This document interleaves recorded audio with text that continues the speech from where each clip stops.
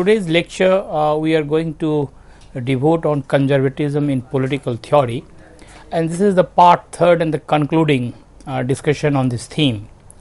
In fact, before I move on to the larger issues today which will be discussed, for example, the tenets of the conservatism, different schools of thought, what are basically the core ideas of conservatism.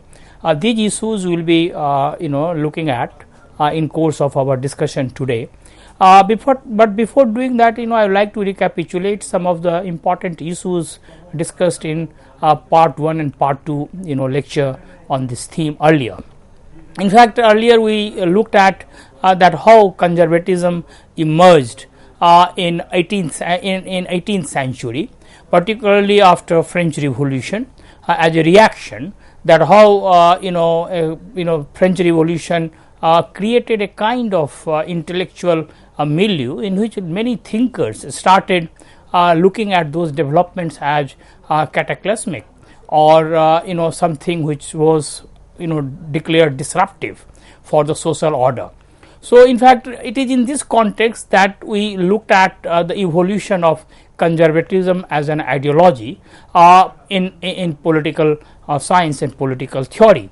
In fact, we also looked at the various meanings which are normally associated with conservatism, and how one particular dominant meaning which is associated with this ideology is one of paternalism, or one can say that traditional conservatives like Burke and others, how Burke is considered the high priest of conservative thought. We also looked at it, and in particular his book Reflections on the Revolution in France, and how he regretted revolutionary challenge to ancient regime.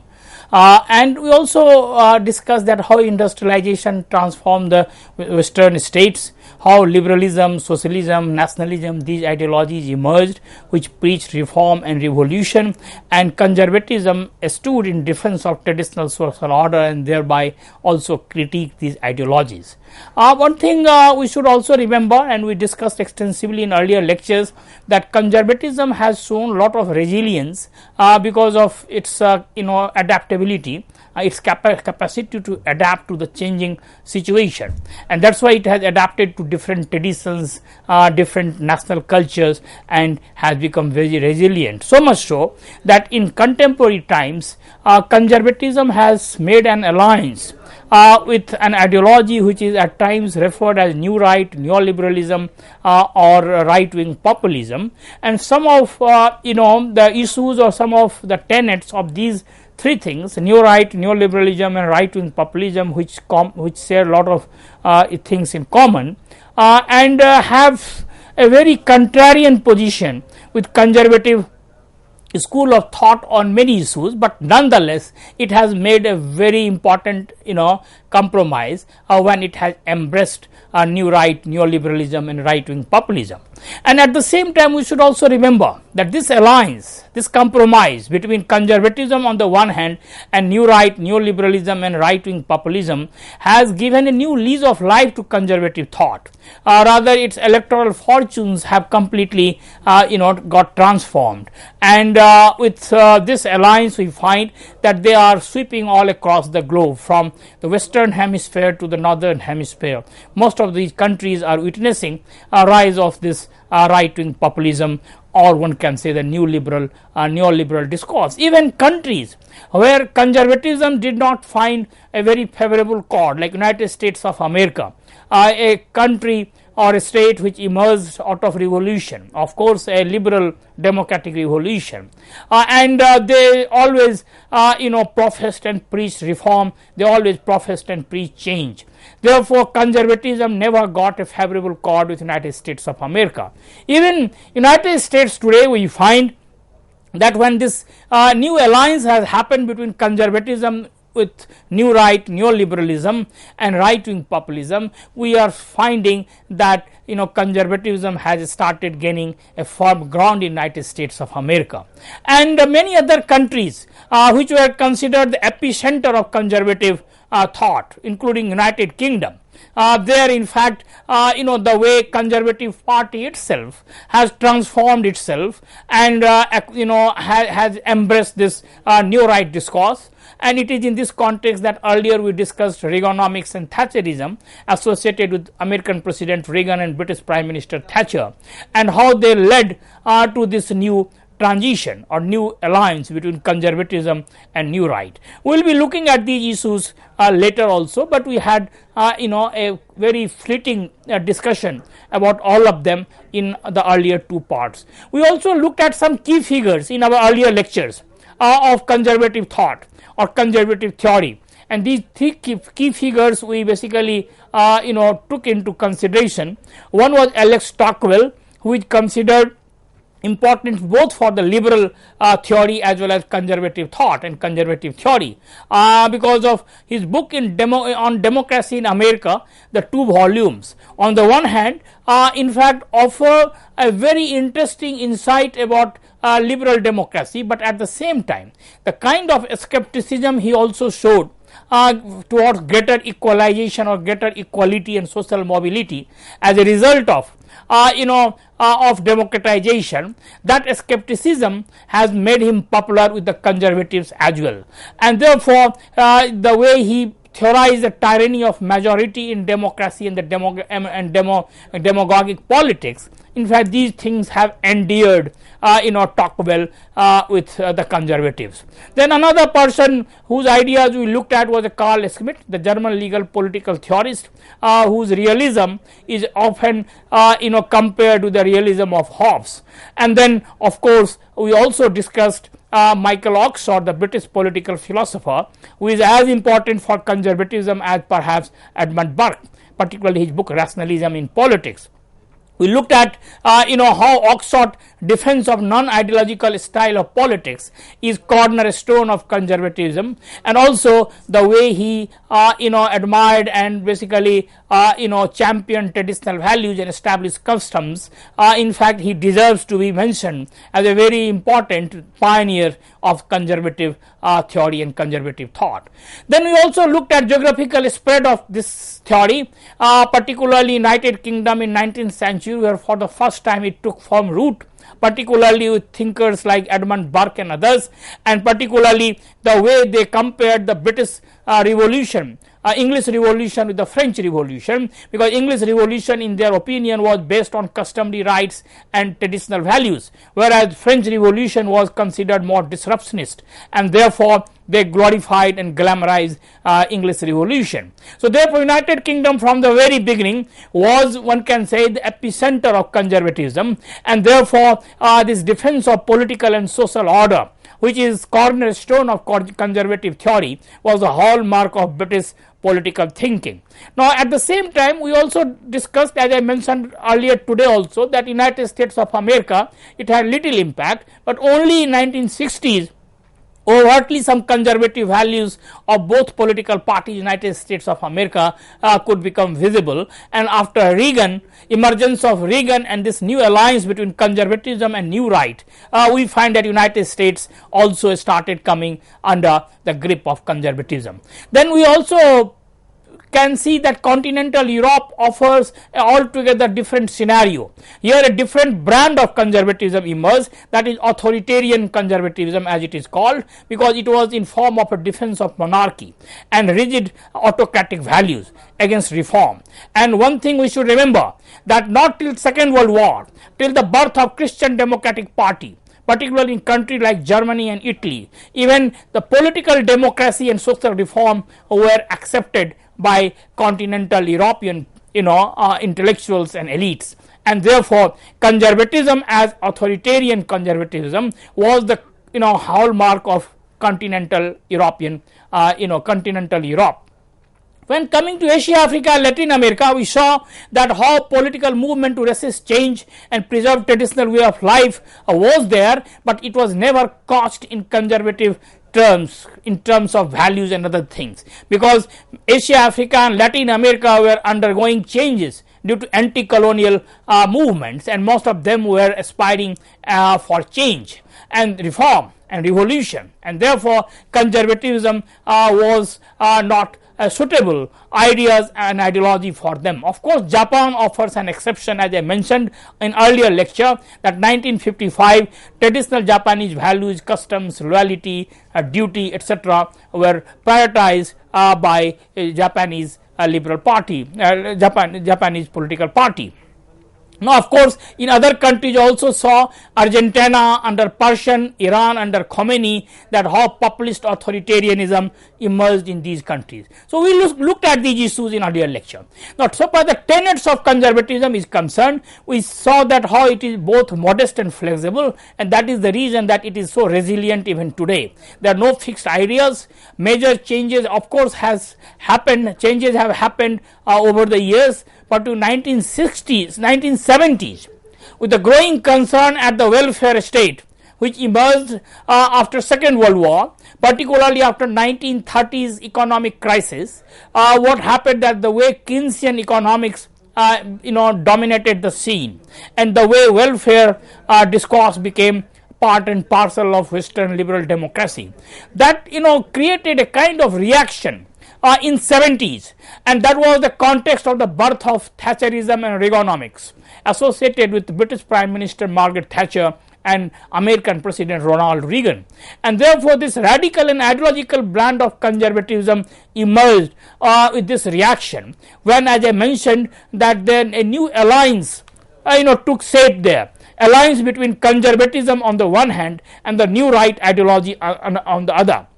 And therefore, an ideology of free market started emerging within this conservative thought process, and this was something a very significant development, because from the very beginning, of course, there was some libertarian, or one can say that ideology of free market had some purchase within the conservative school of thought. Even Burke was trying to give a very qualified space to this market-led growth and market-led economy. But nonetheless, paternalistic state or state intervention was always celebrated and glorified by conservatives. But in this new alliance, which happened between conservatism and the new right, we find that altogether new grounds are being broken, and so much so that many commentators go to the extent of saying that this new brand of conservatism after this alliance between the traditional conservatives and the new right do not deserve to be called conservatism at all, because they are influenced by classical liberals, and classical liberals' ideas are basically anachronistic so far as conservatism is concerned. So therefore, it is something very interesting scenario, and we will look at this at the toward the end of our discussion today, that how this new right neoliberalism and right wing populism are leading to a new situation so far as conservatism is concerned. So what we find that in spite of this some inner tension between the new right on the one hand and the traditional conservatism on the other, in fact what we find that there are some issues on which they come together. And there is no denying that fact. What are those issues? One is the belief in order, secondly on authority, third in discipline. Of course, the new right wants discipline through market, whereas the conservatives want discipline through state and law. So therefore, that is a difference, but nonetheless these values are important to them. Now, in fact, as I mentioned, that even in 19th century, conservatives were divided between two groups. One group which was basically the mainstream conservative thinking, that was for paternalistic support to state intervention, which is normally called paternalistic state. On the other hand, there was another group which was basically libertarian in nature, their commitment to free market, and it is here that we find that the new right saw some opening with the second group within the conservatism even in 19th century. Now, new right discourse today, what it has done, that it has brought them together, the libertarian commitment to free market and the paternalistic approach towards the state. So, two of them have been harmonized, they have been brought together by some balancing acts so far as this contemporary politics is concerned, and that is perhaps the reason that political fortunes of conservatism has seen some revival in their hands today. Now, coming to the core ideas, there are four important core ideas, and those ideas can be discussed under four headings: on human nature, on human nature, on society, on state, and on economy. That on how four different issues, how conservatism reflects, how it gives its ideas.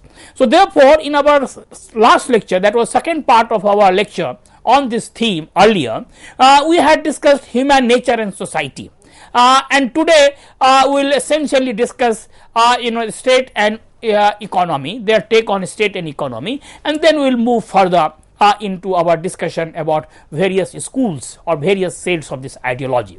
Now, human nature we had discussed in our last lecture that conservatives paint human nature as totally imperfect, and they believe that moral imperfection is the hallmark of human beings, because they are selfish, they are greedy, to the extent that many conservatives invoke this Christian doctrine of sin also to characterize human nature. And this characterization of human nature is totally different, or one can say that contrary to what liberals and socialists would like us to believe, because for them human nature is good, and even if it is bad, it is possible to correct them, it is possible to rectify them. They can be made good through changes, through reforms. But for conservatives, human beings are psychologically weak, morally imperfect, and intellectually limited, and these three important judgments are very significant so far as conservatives' take on human nature is concerned.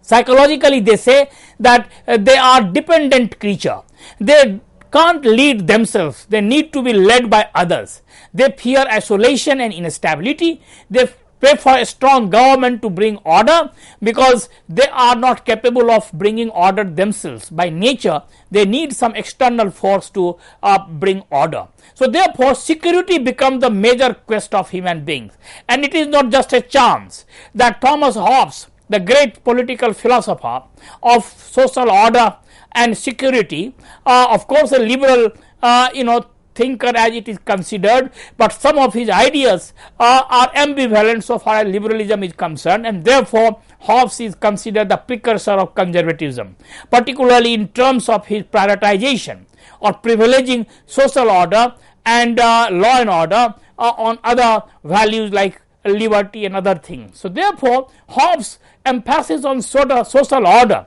is a very important contribution so far as the birth and rise of conservatism is concerned. In fact, Locke was always, Hobbes was always suspicious of liberty. In fact, because conservatives as a whole, they believe that they argue against choice, which is basically important for freedom. That human beings should have choice to exercise. They are against choice because they believe that it can generate change and it can also generate uncertainty, and therefore on liberty they have strong reservations. And conservatives, as I mentioned, that often echo Hobbesian values, particularly sacrifice liberty for security and order. In fact, morally, human beings, the conservatives believe that they are selfish and greedy, and as Hobbes mentioned famously, that power after power is the primary urge of human beings, which only ends after death. So therefore, such statements from Hobbes have been very important for conservatives so far as their worldview is concerned or their characterization of human nature is concerned. Some conservatives, as I mentioned, that while dealing with human nature, invoke Old Testament doctrine of original sin, and they believe that only deterrence is law. The human beings need external deterrence, and that can come only through law. Therefore, conservatives prefer a strong government. In fact, law to preserve order is perhaps more important for them than law for liberty, because the job and the purpose of law is not to uphold liberty, but the job of the law is to preserve order and enforce on security. So therefore, law and order are basically the key words so far as conservatives are concerned. Now, intellectually, the conservatives look at human beings as limited, and therefore they believe that this world is too complicated for them to understand fully.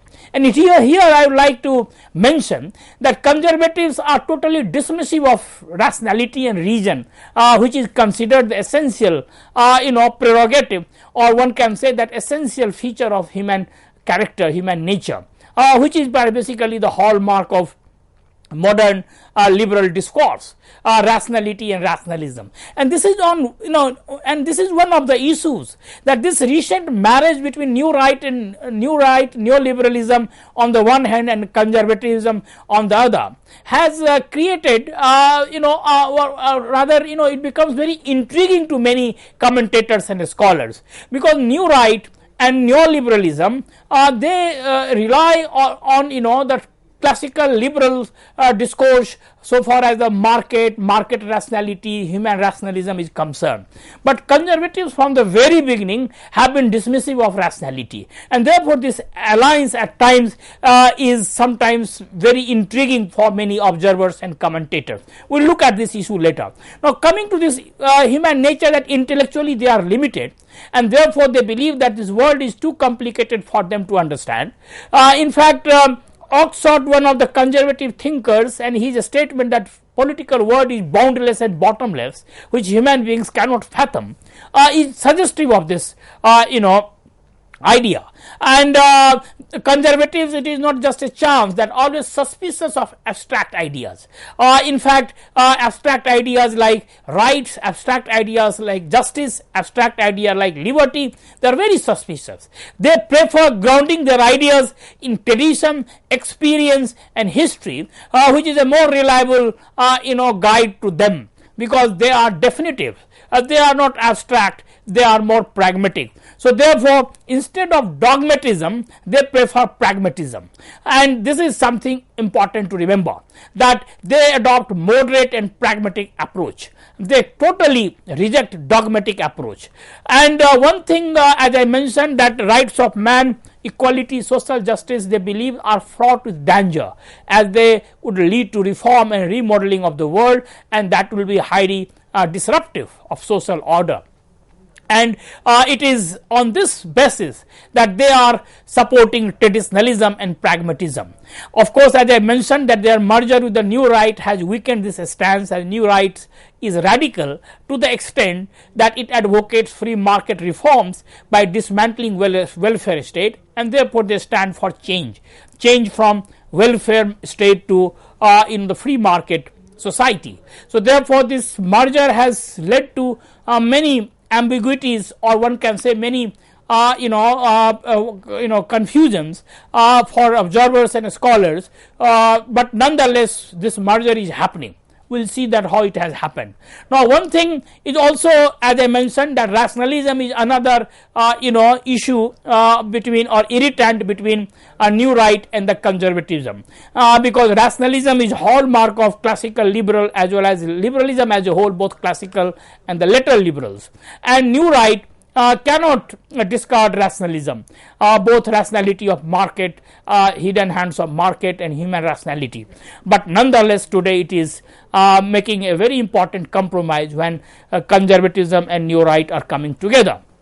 Now, after this human nature, the next issue is society. That how they look at society. We have had brief discussion in the earlier lecture also, that how they depict human nature, the depiction of human nature, characterization human nature naturally leads to a similar view on society. In fact, they believe that human beings cannot live outside society.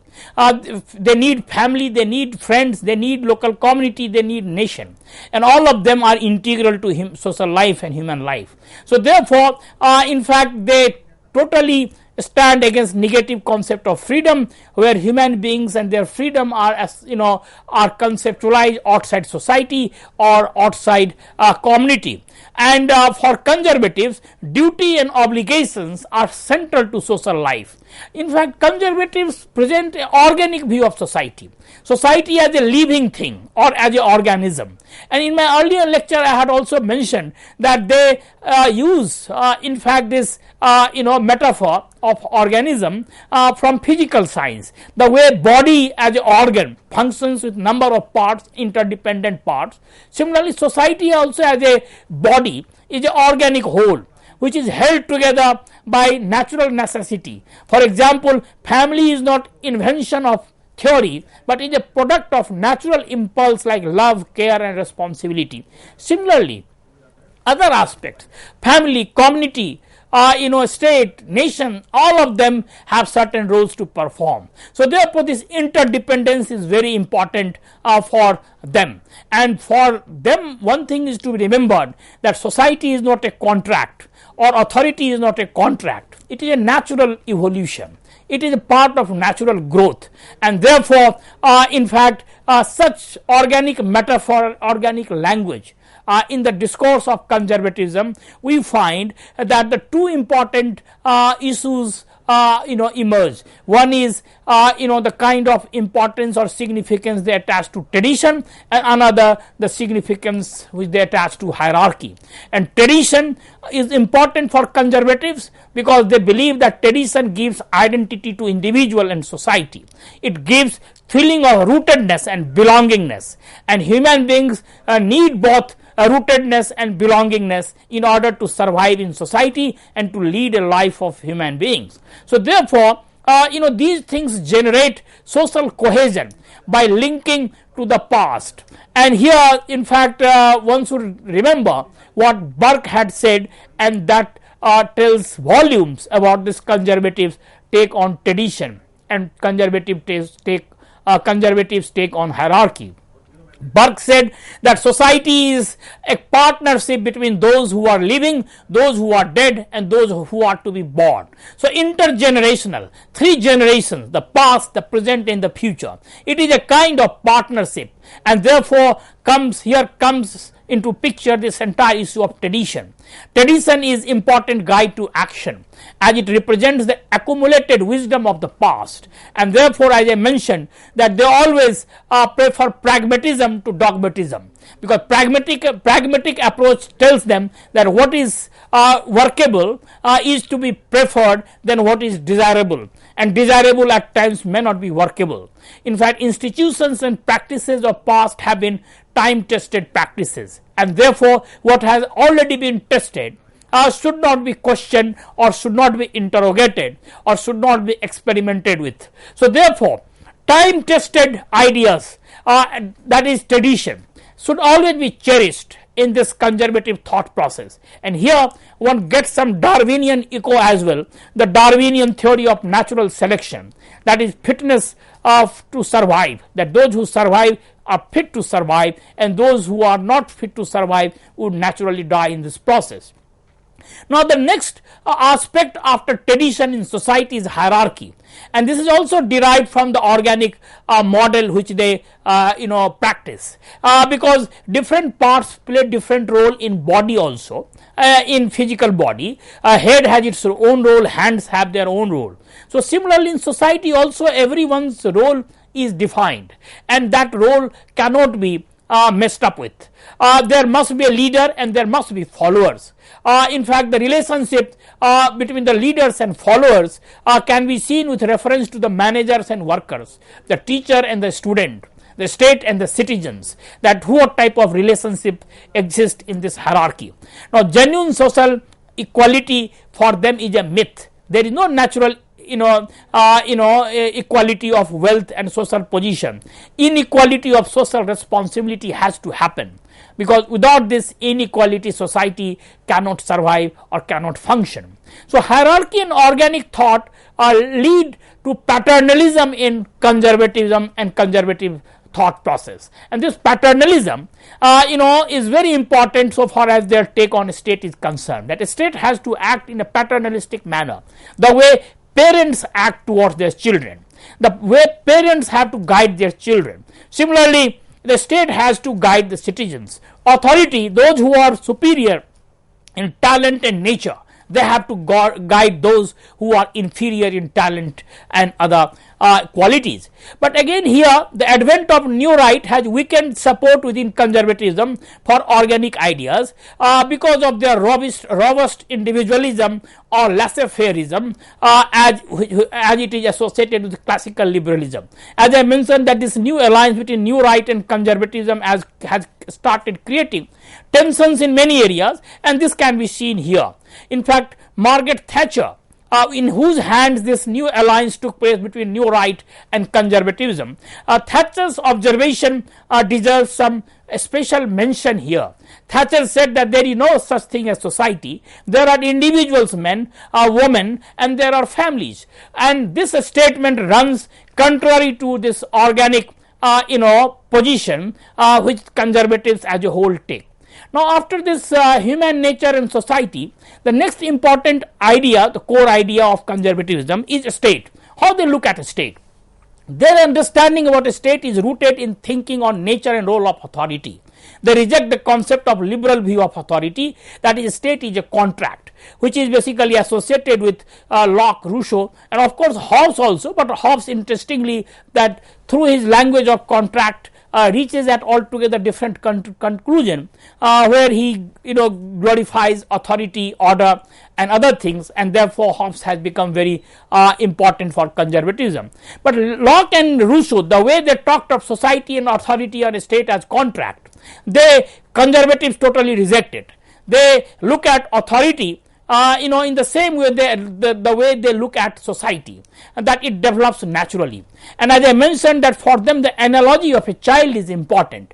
The way child needs care and supervision of parents, similarly the society also need citizens, human beings also need some authority, in fact because they cannot understand their own good, and the authority of parents are imposed from above, because children cannot understand their own interest or their own good. So therefore a state has to give direction because they can only understand the good which is associated with human beings. Authority in this sense is rooted in the nature of society and social institutions. As I mentioned, that they look at authority in society the same way. In school we look at the authoritative relationship between teacher and student, in workplace between employer and employee, in society between the government, state on the one hand and citizens on the other. Now, leadership for them is a vital ingredient of society as it gives direction. Traditional conservatives see leadership in personal terms as natural gift, product of privileged family, educational circumstances.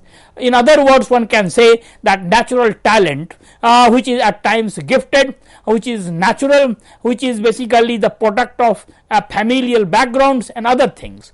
And here the Burke's idea of natural aristocracy comes handy to understand such ideas of conservative political theory.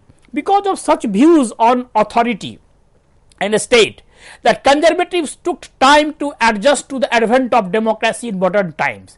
And as I mentioned earlier also in our other two lectures on the same theme, that in continental Europe, where this authoritarian conservatism was order of the day, they took time to get adjusted with this democratic process. Not till the birth and advent of Christian Democratic Party in some of the countries, and only then they could come to terms with the idea of liberal democracy, because need for leadership created a pro-state tendency and a stance among conservatives, and therefore they detested democratic process and democratic ideas. But danger of over government also at times alarmed them, and it is here that this welfareism or welfare state after Second World War, in aftermath of this Keynesian ascendancy of Keynesian ideas, we find that this new right, neoliberal and libertarian wing of liberalism found a very favorable accord with conservatives, because they also often get alarmed at over intervention by state. So therefore, this is something we should keep in mind. Now economy, the last core ideas one can say we can study or discuss under economy. On economy there have been two positions so far conservatives are concerned. One position is the traditionalist and paternalistic position, which is perhaps the core ideas, or one can say that the core principle of conservatism. They only they basically allow qualified economic intervention, and this is very important because this paternalism is associated with the state, and the state knows the interests of citizens best, and therefore even in economy they are fully justified to intervene. Another streak or another strand within this conservatism from very beginning has been liberal or libertarian, and here we find a strong opposition to any sort of intervention, and it is here that we can see that a space was already there for this new alliance between new right, neoliberalism and conservatism, and with the advent of Reaganomics and Thatcherism, this space was fully appropriated and utilized, and this new alliance has materialized between the new right on the one hand and the conservatives on the other. But in both positions on economy, the traditionalist and paternalistic position as well as the liberal libertarian position, there is a defense of private property, and this is something a very important feature of conservative thought. Of course it is articulated differently, but nonetheless private property is very important for conservatism as a whole. And here we find that there is a difference with the liberal take on property, because liberals will say that property reflects merit and it is earned, but the conservatives who regard the ability to accumulate as important economic incentive for society. In fact, traditional conservatives often link property to psychological and social advantages like security, the fallback on for the people. They believe that it gives a sense of security to people.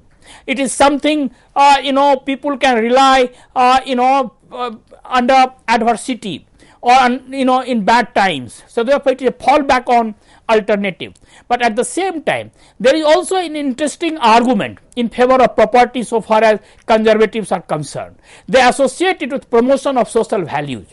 They argue that if someone possesses property, then he or she will respect others as well, because then there will be a definitive stake in society, and property owners for them are likely to maintain law and order. So there is a very interesting argument that property basically instills in human beings a sense of responsibility and duty, not only toward themselves, towards others. So therefore this conservative take on property to some extent is different from the liberal take.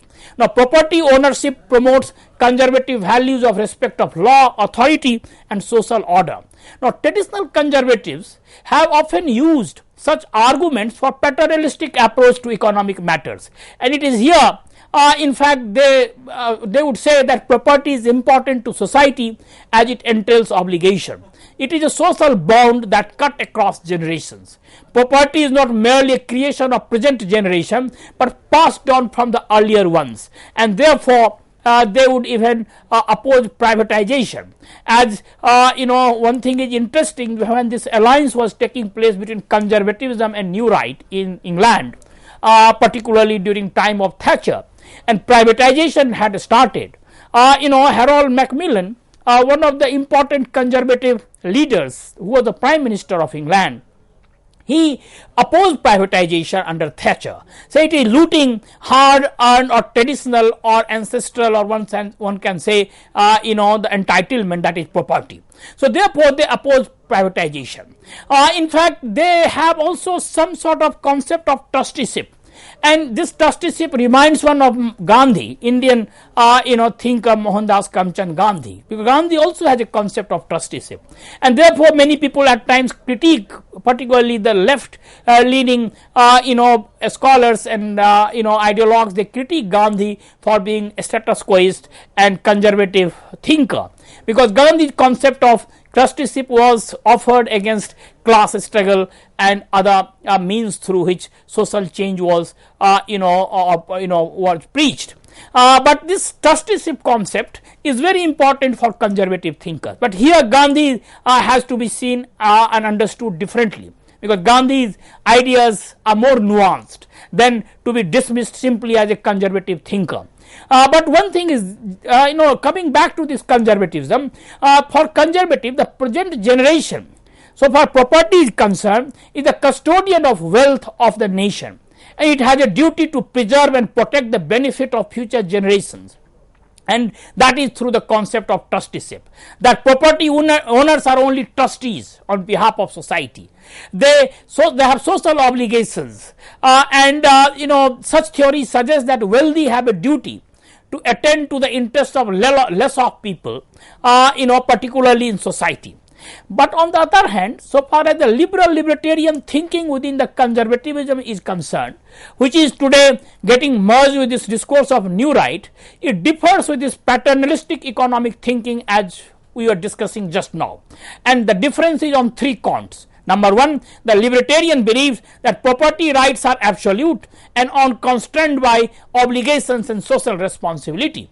And here one is reminded of Nozick, a great libertarian thinker of recent times, that how he, through his theory of entitlement, property as entitlement, he is basically not ready to constrain this right with any obligation and social responsibility. Second, it is rationalist.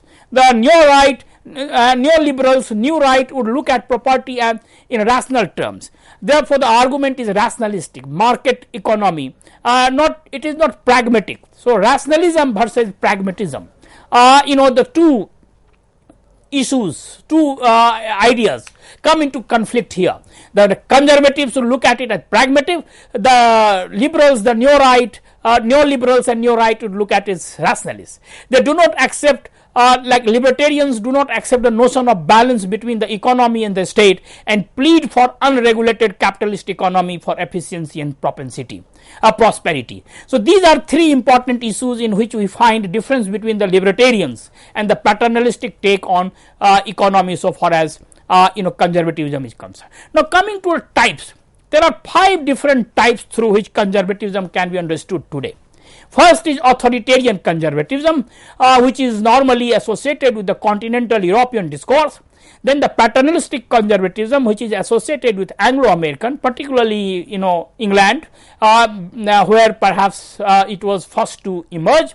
Then the libertarian conservatism, which is basically, as I mentioned, that there was some streak of such thinking even in 19th, 18th century, but today when it has made, conservatism has made an alliance with the new right and neoliberal, this thing has become very important. And fourth is the new right, particularly the contemporary version through neoliberalism and other things. And finally the national conservatives. So these are 5 important brand of conservatism. Authoritarian conservatism, as I mentioned, that it is within conservatism, it support authoritarian rule, especially in continental Europe. De Maistre was the fierce critique of French Revolution, and he laid the foundation of this authoritarian conservatism. Now, in contrast to Burke, he wanted to restore absolute power to the hereditary monarchy. He supported complete subordination to master.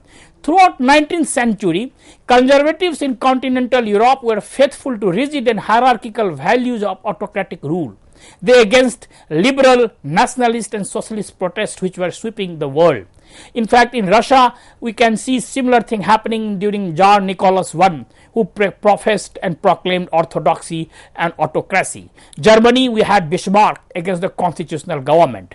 Now, authoritarianism was strong in the Catholic countries. Italy and Germany, as I mentioned, that 20th century, conservative elites helped to overthrow parliamentary democracy and supported Hitler and Mussolini. In other cases, in fact, conservative authoritarian regimes have looked to the newly enfranchised masses for political support. In 19th century, Louis Napoleon, by appealing to small holding peasantry, the largest element of French electorate, in fact, tried to get their political support. Napoleonic regime fused authoritarianism with the promise of economic prosperity and social reform in a type of plebiscitary dictatorship more commonly found in 20th century like Argentina under Juan Perón. So this is something about this thing, but practice of authoritarian conservatism sometimes also becomes populism. Policies according to the instincts and wishes of the common people, as populism is normally defined. Now, similar regimes in many Asian countries and African countries and Middle Eastern region of the world also emerged. Such regimes consolidated position of conservative elites and embraced conservative form of nationalism by giving a populist turn to their policies. Now, the next is the paternalistic conservatism, as I mentioned, associated with Anglo-American tradition, which adopted a more flexible and more successful approach compared to continental conservatives. Paternalistic conservatism provided qualified basis for intervention in social and economic sphere. Burke, who is the high priest of such discourse, drew a lesson from the French Revolution that change can be natural and inevitable and there should not be resisted. Rather, one should be ready for change. Burke, a state without the means of some change is without the means of to conjure. Burkean style was cautious, modest and pragmatic. Of course, this paternalistic conservatism also gradually became one nation conservatism. In continental Europe, as I mentioned, that the birth of Christian Democratic Party transformed the authoritarian conservatism, but nonetheless in England, particularly in the hands of Disraeli, who drew attention to the danger of Britain getting divided into two nations, the rich and the poor. And therefore, in the best conservative traditions, Disraeli argument was based on combination of prudence and principle. The prudence, that is the threat of revolution which was sweeping in Europe in 1830s and 1848 due to inequality in Europe, Disraeli wanted to make changes through reforms, and therefore on the other hand he also wanted to appeal to the moral values that wealth brings social obligation and responsibility of rich towards the poor. So Disraeli invoked organic conservatives' belief in feudal principle of obligation of aristocracy to be generous, paternal responsibility towards peasants as king has towards the nation. So this is how we find that the slogan of one nation, where this inequality and division should completely be eradicated. Churchill carried forward these Disraelian ideas later. One nation conservatism is a form of Tory welfarism for many scholars. Now, one thing we should remember that this middle path between rampant individualism and overbearing collectivism was Harold Macmillan's contrivance, that is the middle way, the planned capitalism. Of course, the purpose of this was to create a kind of compromise between individualism and collectivism. Then of course we have libertarian conservatism, as I mentioned, that there was a scope there for this idea earlier also, but in 20th century this development has been very significant. Liberal doctrine of free market was there, but in hands of new right, this has become very important today. Conservatives, this libertarian streak was there during Burke's time also, but recently it has got a lease of life in hands of new right. Just as conservative accepted political democracy in 19th century, they accepted a qualified form of social democracy. 1970s, a set of more radical ideas developed within conservatism, challenging Keynesian welfarism in form of a new right. And here I mentioned Reaganomics and Thatcherism. Now, of course, one thing is there to remember, that neo-right is a marriage between two traditions, the classical liberal economics of Adam Smith and the traditional conservatives, particularly pre-Disraelian social theory in defense of order, authority and discipline. The new right attempts to fuse economic libertarianism with state and social authoritarianism. There is a radical feature, but at the same time there is a reactionary feature as well. Now, so therefore what has happened, that is birth of new right and this new alliance, many new things are emerging, like neoliberalism, which is offshoot of new right, is something which is basically sweeping all across the globe. It has reawakened interest in free market, and many other things we can see, as I mentioned, with reference to Hayek, Friedman, Thatcher, Reagan, and this birth of this neoliberal discourse. Now, of course, one thing we should remember, that after this new right and neoliberalism, we should also see new conservatism, which emerged in 70s as a backlash against ideas and values of 60s. It is a reaction against fear of social fragmentation and breakdown due to the spread of permissiveness. It is in contrast to neoliberalism. Neo-conservatives stress the primacy of politics and seeks to strengthen leadership and authority in society. So, of course, going back to Victorian values is the slogan of these neo-conservatives. Now, coming to criticism, one thing we should remember, that it is considered a status quo, it defends the interest of dominant elites, it is considered at times incoherent, it is focusing only on experience and pragmatism, and it is against change. So, with these words, I think I stop here, and this is how we should understand conservatism in political theory.